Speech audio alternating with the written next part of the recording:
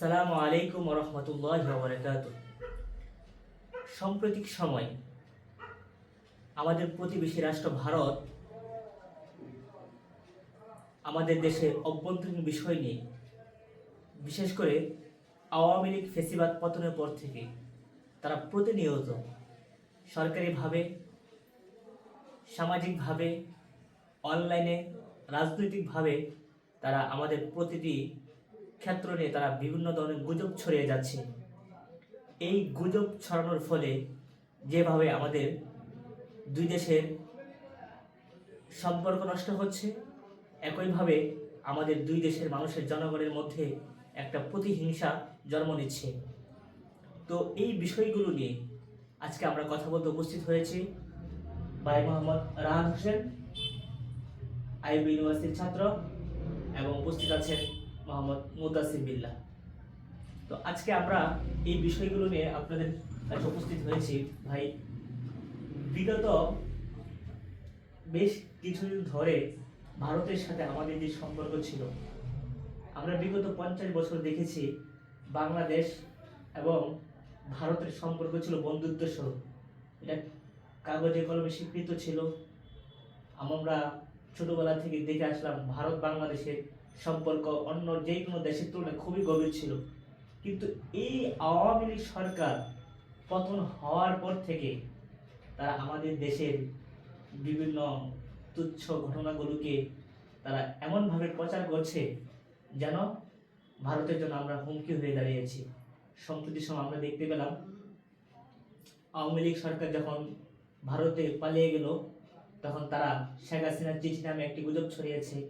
তারা গুজব ছড়িয়েছে এই সরকারের প্রধান উপদেষ্টা ডক্টর ইউনূস সে নাকি লন্ডনে পালিয়ে গেছেন। তারা আরো গুজব ছড়িয়েছে এই দেশের সংখ্যালঘুদের উপর চরম নির্যাতন হচ্ছে। তো সত্যি কি সংখ্যালঘুদের উপর আমরা আমরা আমরা এই বিষয়ে আপনার প্রথম কথাটাই ছিল ভুল, কারণ আপনি বলছেন ভারতের সাথে আমাদের বন্ধুত্ব।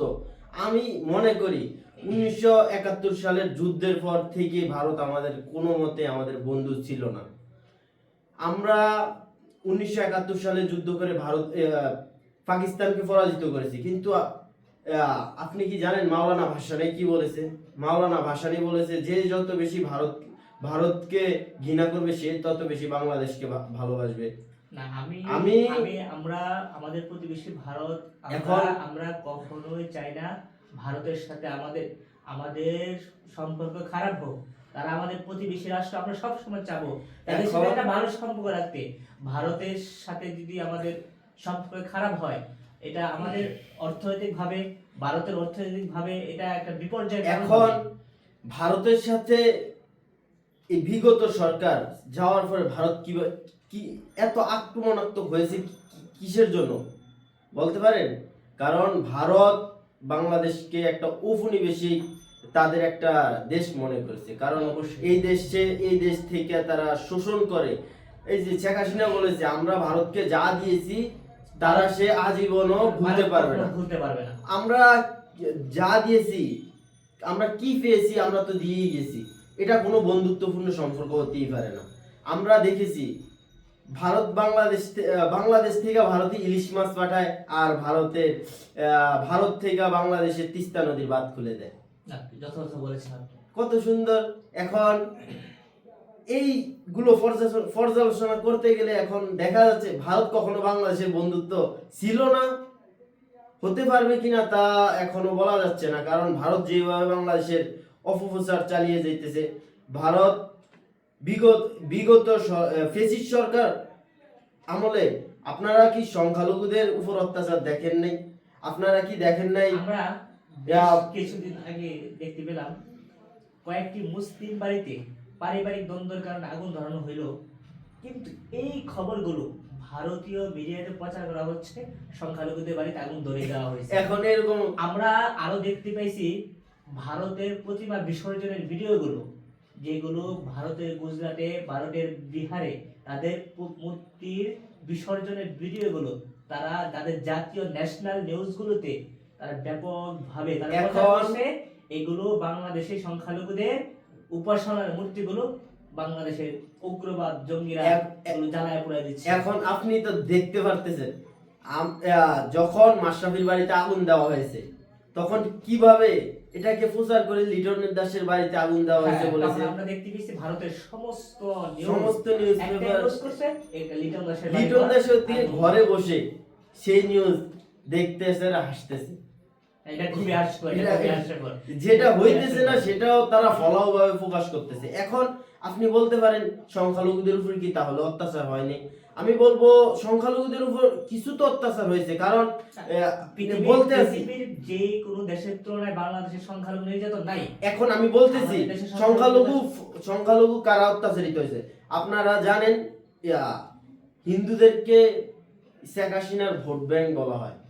শেখ হাসিনা আপনি যেদিকে যাবেন এখন হিন্দুরা এরকম হয়ে গেছে, বলতেছি সংখ্যালঘুরা এখন এরকম হয়ে গেছে, পায় না কোনো রাজনৈতিক দলের থেকেও বর্তমান সময়ে সুবিধা।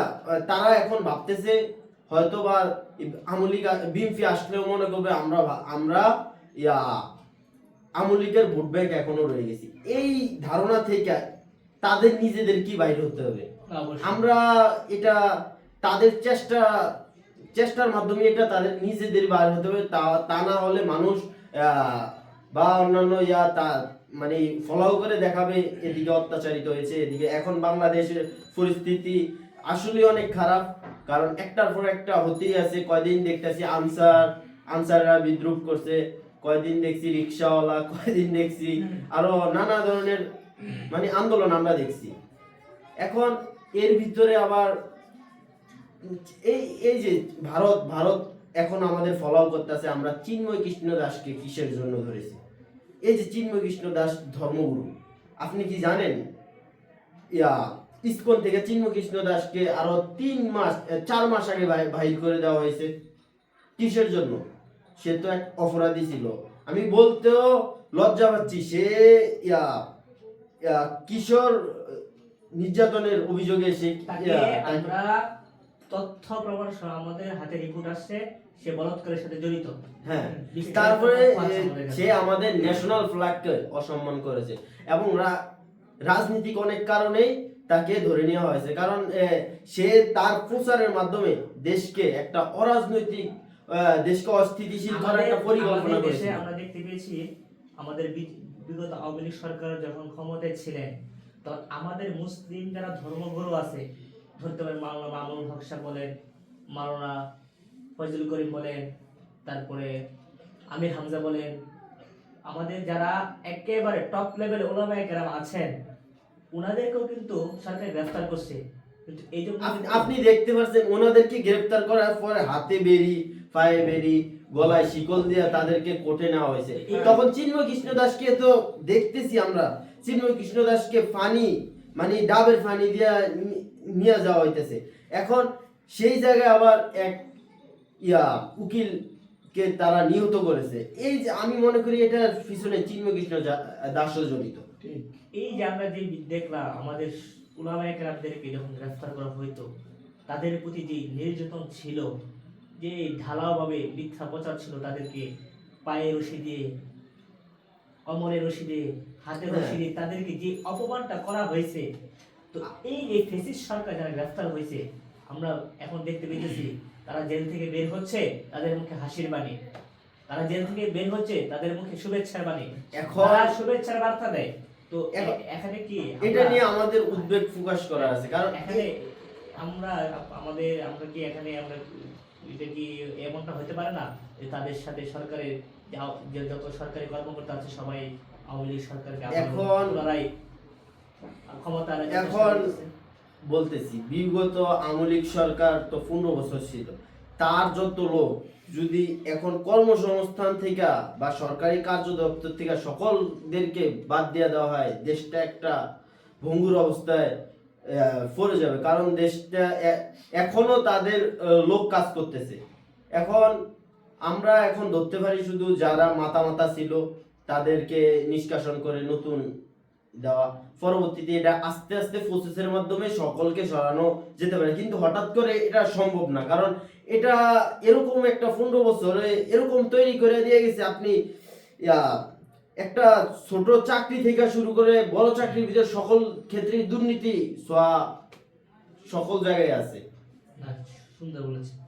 তো বিশেষ করে আজকে আমাদের এই ভারতীয় মিডিয়ার যে অপপ্রচারগুলো আছে, তো এই বিষয়ে আমাদের কি পদক্ষেপ নেওয়া উচিত? আমরা যেমন ভারতীয় এখন এই যে ছাত্র জনতার গণ অভ্যুত্থানে আওয়ামী লীগ সরকারের পতনের পর এই ভারতীয় মিডিয়াগুলো যে অপপ্রচার চালাচ্ছে, আমরা তথ্য নিয়ে দেখতে পেলাম বাংলাদেশের বিরুদ্ধে ভারতের 49টি মিডিয়া নিয়মিত দৈনিক গড়ে 4 থেকে 5টি করে মিথ্যা সংবাদ প্রচার করছে।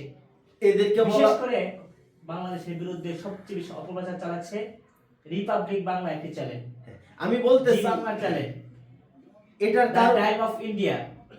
আমি আপনাকে নাম ধরে ধরে সমস্ত হ্যাঁ চ্যানেলগুলোর নাম বলতে পারেন, কিন্তু এটা কিসের জন্য করতেছি জানেন? TV, OP India, free press German, the time of হ্যাঁ ইন্ডিয়া, এরকম আরো অনেক RTV India, Sangbad Pratidin, G24, the print of India, women one, the one C one. তো সমস্ত ন্যাশনাল চ্যানেলগুলো গড়ে বাংলাদেশের বিরুদ্ধে তারা প্রতিনিয়তই তারা অপপ্রচার চালিয়ে যাচ্ছে। হ্যাঁ এটার কারণ একটা আছে, কারণ ছাড়া কিন্তু এদিকে মোদী সরকার হাত দিবে না। এটার কারণ হলো তাদের রাষ্ট্রটা কিসের কিসের ভিত্তিতে? হিন্দুত্ববাদ, হিন্দুদের।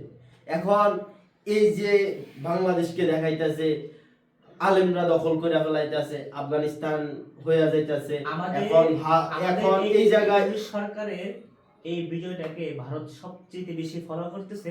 এটাকে তারা দেখাচ্ছে মৌলবাদ উত্থান, মৌলবাদ উত্থান। এখন মৌলবাদ উত্থান এবং ইসলামী শাসন ব্যবস্থাকে তারা এটাকে দেখানোর কারণ কি? এই যে দেখাইতেছে বাংলাদেশের ভিতরে কত ক্ষুদ্র নিগোষ্ঠী হিন্দু এই ওরা অত্যাচারিত হইতাছে। ওদের এই কয়দিন আগে দেখতে পারবেন রিপাবলিক বাংলা, তারা বলছে বাংলাদেশের হিন্দুরা শাখা সিঁদুর দিয়ে বাইরে বাইরে হইতে পারতেছে না।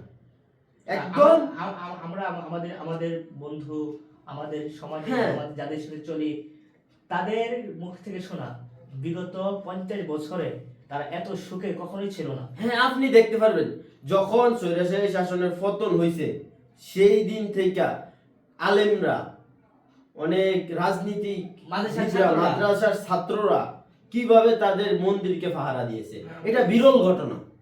এটা কোনো দেশে হয়নি। পৃথিবীর সম্প্রীতির ইতিহাসে একটা অনন্য রেকর্ড। এই যে হিন্দুদের ধর্মীয় উপাসনায় মাদ্রাসার শিক্ষার্থীরা পাহারা দিয়েছে, জামাত ইসলামের লোকেরা পাহারা দিয়েছে, বিএনপি লোক পাহারা, সমগ্র জাতি হিসাবে তাদের নিরাপত্তার চাদরে ঢেকে রাখছে। হ্যাঁ তারপরেও তারা ওই জায়গায় দেখাইতেছে কিসের জন্য?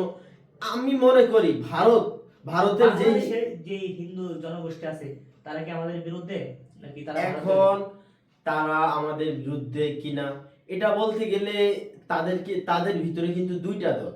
এখন একটা হলো সাধারণ হিন্দু, সাধারণ হিন্দুরা বাংলাদেশকে ভালোবাসে, আর হিন্দুত্ববাদ হইলো শেখ হাসিনাকে ভালোবাসে, শেখ হাসিনাকে পুনরুত্থান করতে চাইতেছে। শেখ হাসিনার সাথে এখন এই টিপটা এটা হিন্দুদের ভারতের কারণে এক হলো হিন্দুদের সাথে রিলেটেড না। আপনি দেখতে পারবেন যে জায়গায় হিন্দুত্ববাদ নিয়ে কথা বলতেছে সেই জায়গা থেকে শেখ হাসিনা উঠিয়ে বড় বড় মাথা তৈরি করেছে। এখন সাধারণ হিন্দুদের দেখতে পারেন সাধারণ হিন্দুরা কিন্তু এখনো মানে হিন্দুত্ববাদের থেকে নিম্ন স্থানে আছে। এখন এই যে ফলাও করে দেখাইতেছে, এখন আপনি চিকিৎসার জন্য ভারতে যান, ভারতের মিডিয়া আপনাকে ধরে ধরে জিজ্ঞাসা করবে, ধরে ধরে মানে আপনার দেশ সম্পর্কে এরকম কিছু বলবে। মানে এটা বাংলাদেশ স্বাধীন না, যে হিসাবে দেখেছে অভ্যন্তরীণ বিষয় যে হিসাবে আক্রমণ করতেছে, এটা বাংলাদেশ মনে হয় স্বাধীন না, তাদের একটা উপনিবেশিক রাষ্ট্র। ভারতে আমাদের দেশের জনগণ যারা চিকিৎসা নিতে যায়, ওই দেশের রাষ্ট্রীয় দায়িত্ব হচ্ছে আমাদের দেশের নাগরিকদের সম্পূর্ণ নিরাপত্তা দেওয়া, অথচ আমাদের দেশের নাগরিকদের ভাষ্যমতে তারা ওইখানে অপদস্থ শিকার হচ্ছে। বিভিন্ন চিকিৎসক বলছে তাদেরকে চিকিৎসা দেবে না, বিভিন্ন হোটেলের মালিক তারা নোটিশ টাঙিয়ে দিছে বাংলাদেশের মানুষ প্রবেশ নিষেধ। এখন এই যে বাংলাদেশের কিছু মানুষের কারণে আমাদের দুই দেশের একটা ভ্রাতৃত্ব সম্পর্ক, ওই দেশেও তো আমাদের মতো এখন কিছু মানুষের কারণে এটা আপনি দেখতে পাচ্ছেন বিজেপি থেকে এটা একটা প্রোপাগান্ডা তৈরি হইতেছে। আঞ্চলিক ভারসাম্য নষ্টের একটা বড় ধরনের আঞ্চলিক ক্ষমতা পালাবদলের একটা অপচেষ্টা। হ্যাঁ, এখন এই যে আপনি তারা কিন্তু কথায় কথায় বাংলাদেশের সংখ্যালঘুর কথা বলে। আপনি ভারতের সংখ্যালঘুদের দেখেন, মুসলমানদের দেখেন, একজন মুসলমান তার ফ্রিজে গরু দেখার কারণে তাকে হত্যা করা হয়েছে। এখন ভারত বাংলাদেশকে বলে তাদের অত্যাচার করা হইতেছে। কয়দিন পর পর শুনি ভারতের মসজিদের ভিতরে ভারতের মসজিদের ভিতর থেকে ভারতের মসজিদের ভিতর থেকে হত্যা করছে তারা। হ্যাঁ, ভারতে আরো শুনবেন, ভারতের মসজিদের ভিতর থেকে তাদের রাম মন্দির উত্থান হয়, আরো নানা ধরনের মূর্তি উত্থান হয়। মানে এরকম, মানে আপনি দেখতে পাচ্ছেন কিছুদিন আগে বাবরি মসজিদ ভাঙছে, তো আর আগে কিছুদিন আগে সেই জায়গায় রাম মন্দির হয়েছে।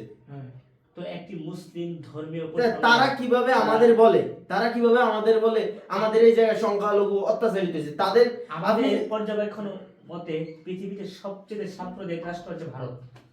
এখন সারা বিশ্বে সবচেয়ে সাম্প্রদায়িক রাষ্ট্র ভারত। এখন আপনি যেভাবে মুসলিম নিধন হইতেছে, এত সংখ্যক মুসলিম থাকা সত্ত্বেও এটা পৃথিবীতে বিরল। এখন আপনি দেখতে পাচ্ছেন তারা, আমি মনে করি কি জানেন, তারা বাংলাদেশের প্রচারটাকে ফলো করে দেখাইতেছে। কারণ ওদিকে মণিপুরিতে আগুন জ্বলতেছে, মণিপুরিতে অনেক শিশুদের হত্যা করে ফেলাইতেছে, অনেক তারা এখন এরকম হয়েছে, তারা নিজেরা স্বাধীনতা চাইতেছে। আপনি এটা জানেন?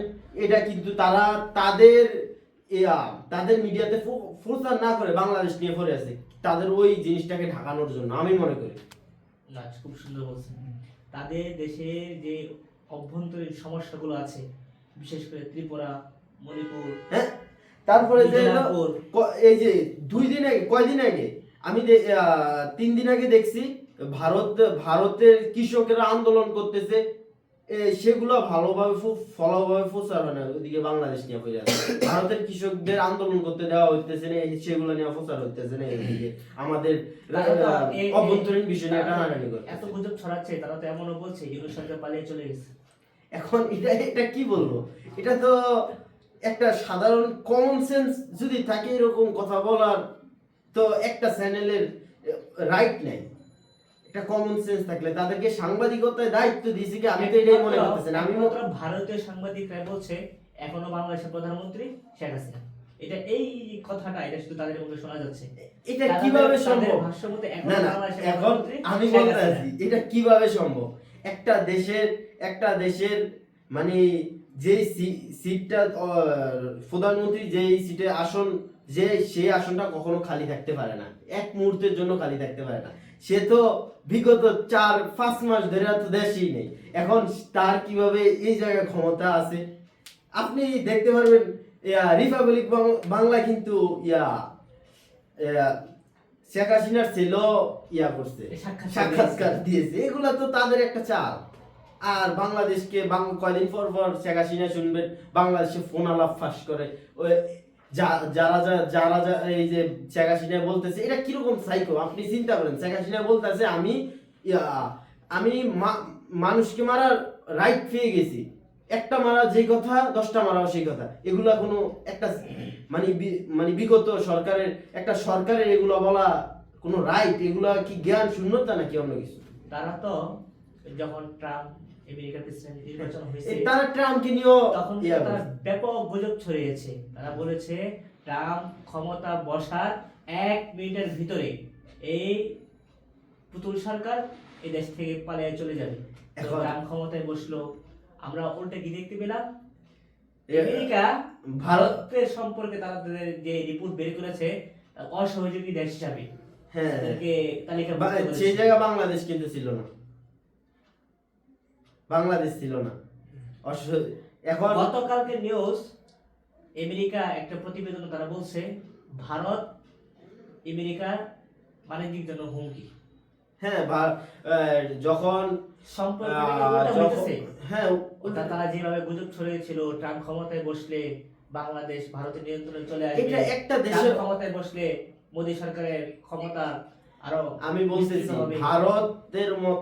ভারতের মতো অভ্যন্তরীণ বিষয় একটা কোনো দেশ করবে না, ভিতরে ঢুকবে না, অভ্যন্তরীণ বিষয় তারা নাক গলাবে না, সোজা কথা।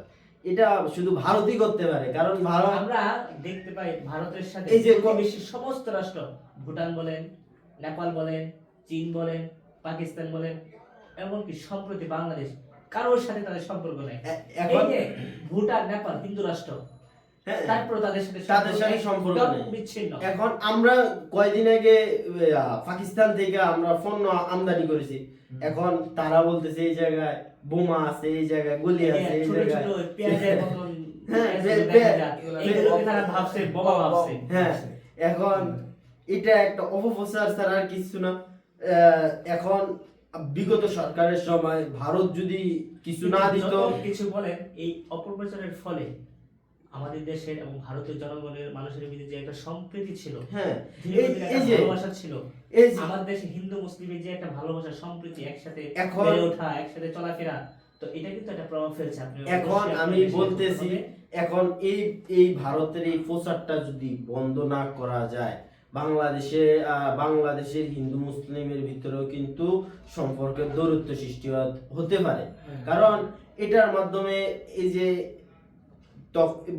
এটার মাধ্যমে বলবে কি বাংলাদেশের সংখ্যালঘু অত্যাচারিত হইতেছে, এদিক থেকে কিছু মানুষ তাদের সায় দিবে, আস্তে আস্তে এরকম ভাবে খণ্ডিত খণ্ডিত হতে হতে, ভাগ হতে হতে একটা দেশের অরাজকতা সৃষ্টি হতে পারে। আমি বলতেছি এই প্রচারকে ফুল বন্ধ করে দেওয়া হোক, কারণ এই প্রচারগুলো সাম্প্রতিক। আমাদের সরকারের কাছে দাবি থাকবে, সরকার যেন রাষ্ট্রীয়ভাবে ভারতে এই অপপ্রচারগুলো বন্ধের জোরালো ভূমিকা নেয়।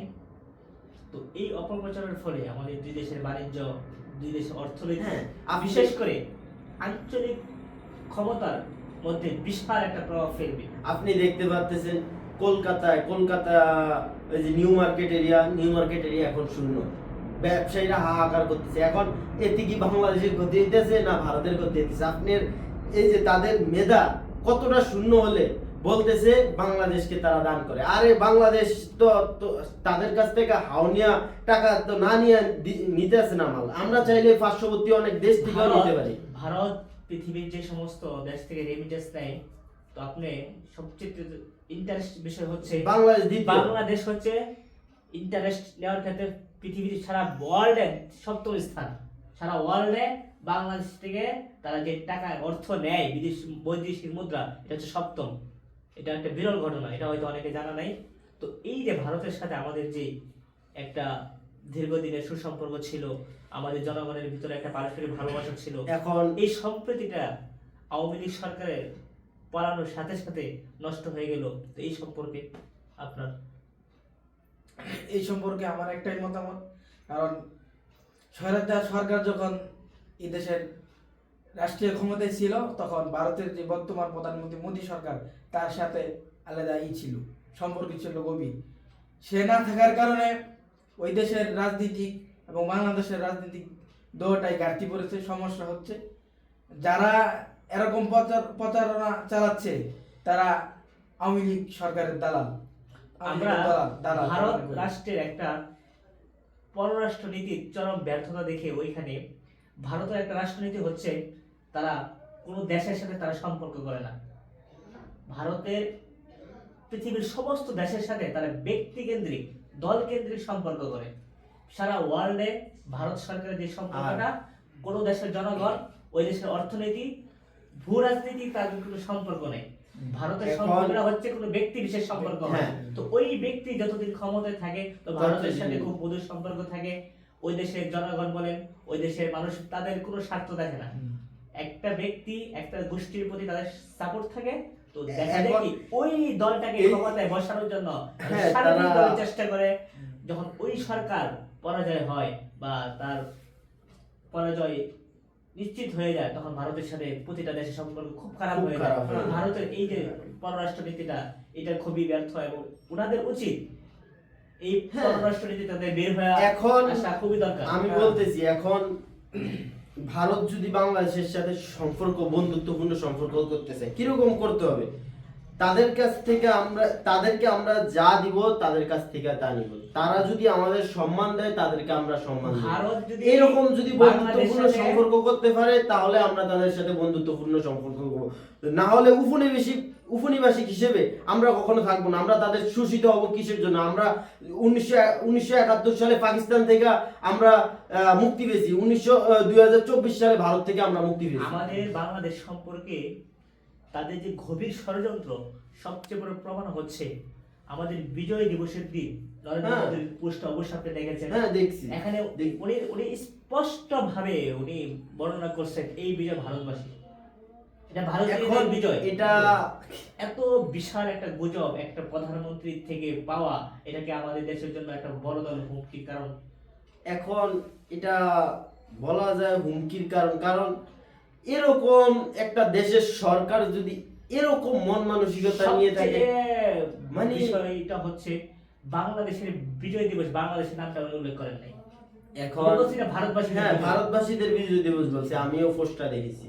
এখন এটা আমি বলতে পারি এটা শেখ হাসিনার সাথে মনে হয় কোনো ধরনের সম্পর্ক করে এই পোস্টটা দিয়েছে, যাতে তো আমাদের সরকারের তো অবশ্য উচিত এই পুষ্টের কারণে উনার বিরুদ্ধে আন্তর্জাতিক ভাবে আমি মনে করি এটা এখন না করাটাই ভালো। কারণ বাংলাদেশের অভ্যন্তরীণ অনেক এই যে ঝামেলা আছে। আপনি যদি এই সরকারের ভারত সরকারের যে এই অপচেষ্টা বাংলাদেশকে নিয়ে তারা যে নোংরা রাজনীতি খেলতেছে, আপনি যদি এখনই তাদের প্রতিরোধ না করেন এটা তো বড় হয়ে যাবে আস্তে আস্তে। আপনাদের এখন- প্রতিরোধ করতে হবে। এটা প্রতিহত তো আমরা আমাদের মিডিয়া, এই যে বাংলাদেশের সরকার একটা সাংবাদিকদের বলেছে আমরা যেন এই ভারতের অপপ্রচারকে ফলো করে বহির্বিশ্বে এটাকে ফোকাস করি। এখন ভারতের তো দেখবেন ভারতের কথাগুলো আন্তর্জাতিক মহলে যায় কিসের জন্য?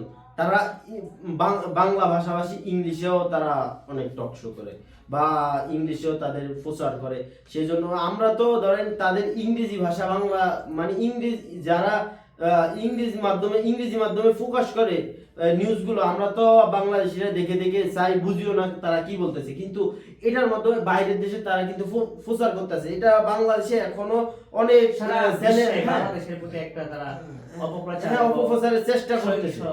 এখন এটা থেকে বাইরে হতে হলে আমি মনে করি সাংবাদিকদের একটা গুরুত্বপূর্ণ ভূমিকা থাকা জরুরি। কারণ সাংবাদিকরা বাংলার ভাষার পাশাপাশি আমি মনে করি ইংরেজি ভাষা বা আন্তর্জাতিক মিডিয়াতে যেভাবে মানে যাওয়া যায়, আন্তর্জাতিক ভাবে যেভাবে যাওয়া যায়, একটা ভাষা সকলেই বুঝে, এটা হলো ইংরেজি ভাষা, এটাকে ধরে তারা এটার মাধ্যমে প্রচার করতে পারে। আমাদের দেশে তথাকথিত সাংবাদিক, বিশেষ করে আমাদের দেশের সবচেয়ে বড় মিডিয়া ডেইলি স্টার, প্রথম আলো, তাদেরকে আপনি নির্দেশ করবেন ভারতের অপপ্রচার রোধ করতে, অথচ তারাই কিন্তু ভারতের গুপ্তচরে দেশে।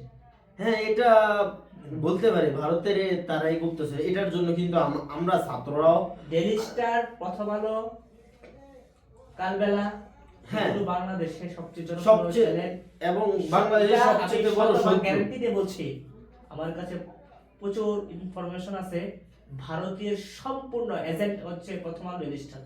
হ্যাঁ, এটা আমিও বিশ্বাস করি। কারণ এদের মাধ্যমে এই যে বাংলাদেশের উপকার আমরা হবে।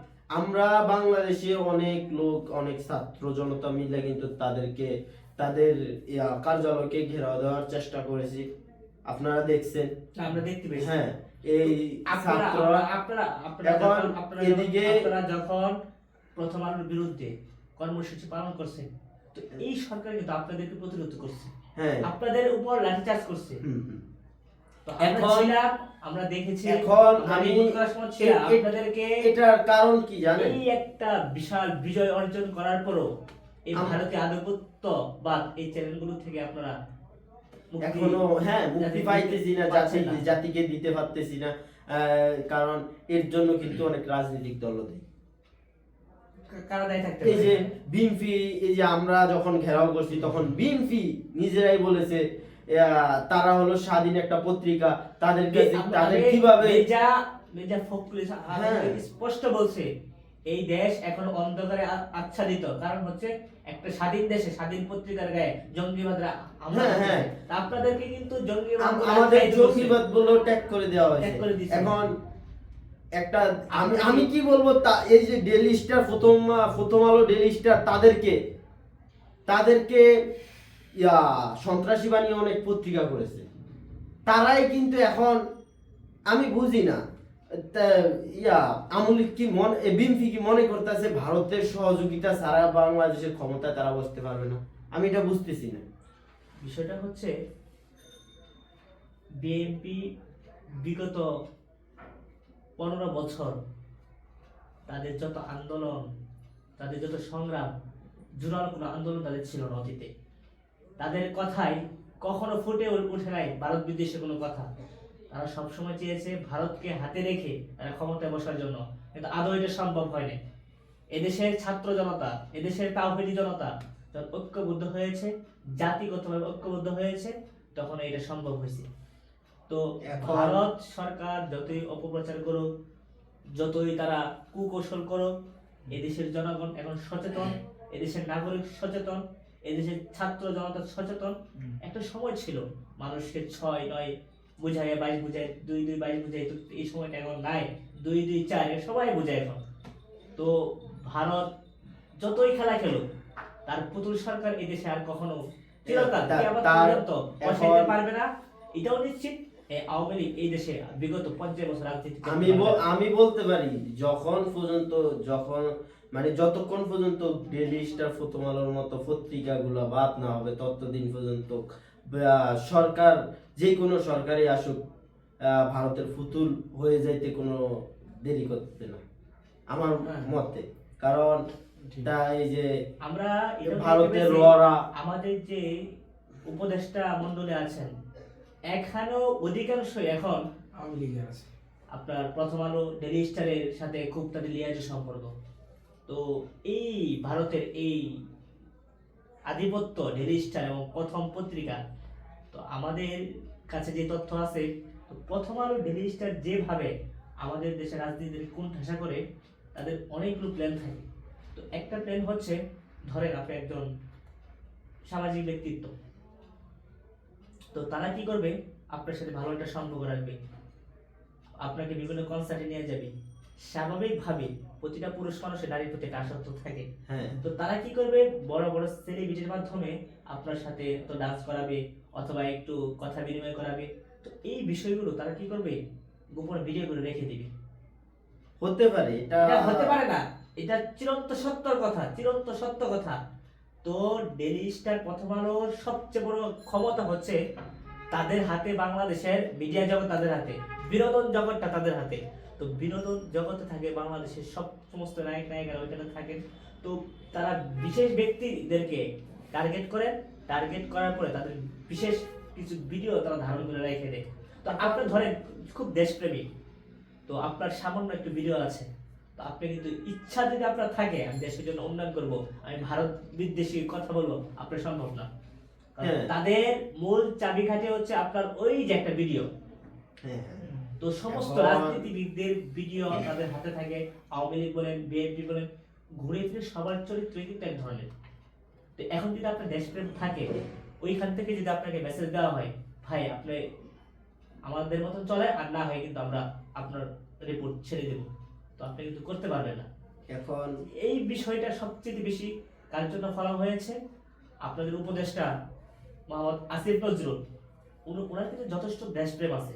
উনি কিন্তু চেয়েছিল বাংলাদেশের জনগণের জন্য কিছু করব, কিন্তু সে করতে পারছে না। আমি গ্যারান্টি দিয়ে বলছি, আসিফ নজরুল এদেশের জনগণের জন্য কিচ্ছু করতে পারবে না, তার করার ক্ষমতা নেই। কেন ক্ষমতা নাই? তার আসল ভিডিও ডেইলি স্টারের কাছে, তার ভিডিও প্রথম আলোর কাছে। এটা হতেও পারে, আবার নাও এটাই হবে, হতে- এটাই হবে।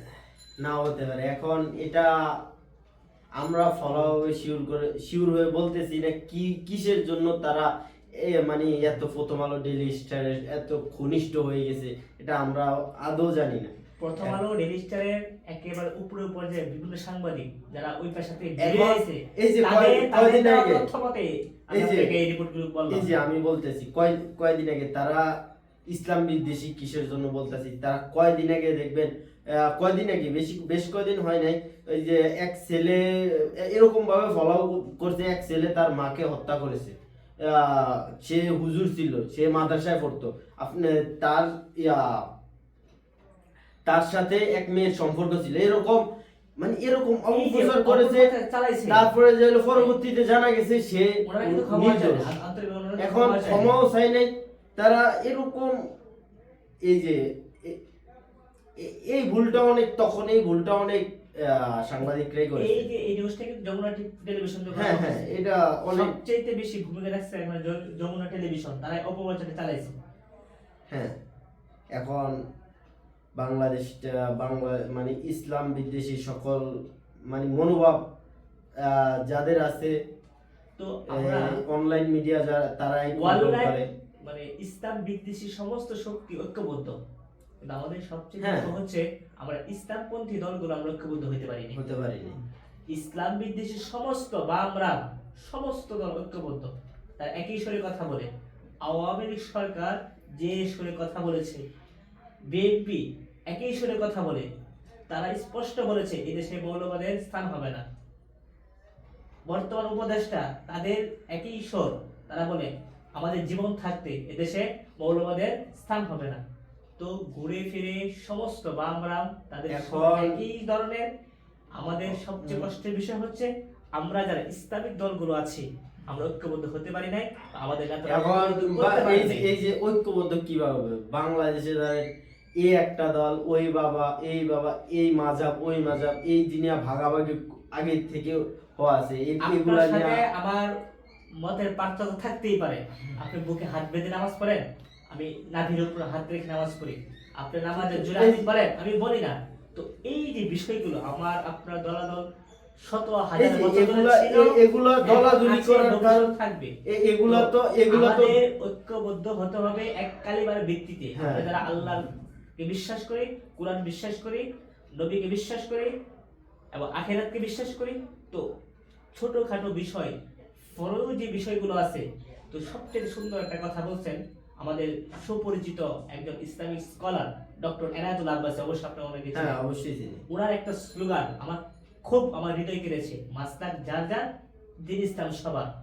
তো আপনার মাসালা আপনার কাছে থাকবে, আমার মাসালা আমার কাছে থাকবে, তো ইসলাম ধর্মটা আমাদের সকলের। হ্যাঁ, মাসলাক তা- যার যার, দিন ইসলাম সবার। শত্রুরা যদি ইসলামের আক্রমণ করতে চায় সবাইকে একত্র হয়ে প্রতিবাদ জানাতে হবে। আমাদের তখন ঐক্য বামরা ভিত্তি করতে হবে, চাওয়া যাবে না। এক কালিমার ভিত্তিতে আমাদের ঐক্য হতে হবে। মাযহাবের ভিত্তিতে পুরো বিষয়গুলো জোরে আমিন বলা, আস্তে আমিন বলা, নেতা ভিত্তিক যে দলগুলো, আমাদের এই নীতি থেকে বের হয়ে আসতে হবে। আমি যা বলি আমারটা সঠিক, আপনারটা ভুল। আমি যেই পীরের অনুসরণ করি ওই পীরই আসল আর বাকি সব নকল। তো এই মানসিকতা থেকে যখন আমরা বেরিয়ে আসব, তখনই ওই দিন বাংলাদেশের ইসলামিক কালিমার পতাকা উঠবে। একটি জাতির ঐক্য গঠন হবে তখনই। যেদিন আমরা আমাদের ইসলামিক দলগুলো ঐক্যবদ্ধ হতে পারবে, এমন যদি একটা দিন আসে ইসলামিক দলগুলো, আমার বিশ্বাস ওই দিন বেশি দেরি নয়, অল্প কিছুদিনের ভিতরে আল্লাহ রাব্বুল আলামিন এই বাংলাদেশে ইসলামিক শাসন প্রতিষ্ঠা করে দিবেন। অবশ্যই। এখন তো ভাই, আমরা আজকে দীর্ঘ আলোচনা করলাম, তো আমরা দর্শকদের কাছ থেকে বিদায় নিই। তো আমরা ভারতের এই আধিপত্য এবং অপপ্রচার নিয়ে বিভিন্ন তথ্য আপনাদের সামনে তুলে ধরেছি। তো আগামীতে নতুন কোনো বিষয় নিয়ে আবারও আপনাদের কাছে উপস্থিত হব। আশা করি ভালো থাকবেন, আর আমাদের চ্যানেলটি সাবস্ক্রাইব করে দিবেন, আর বেশি বেশি কমেন্ট শেয়ার করবেন।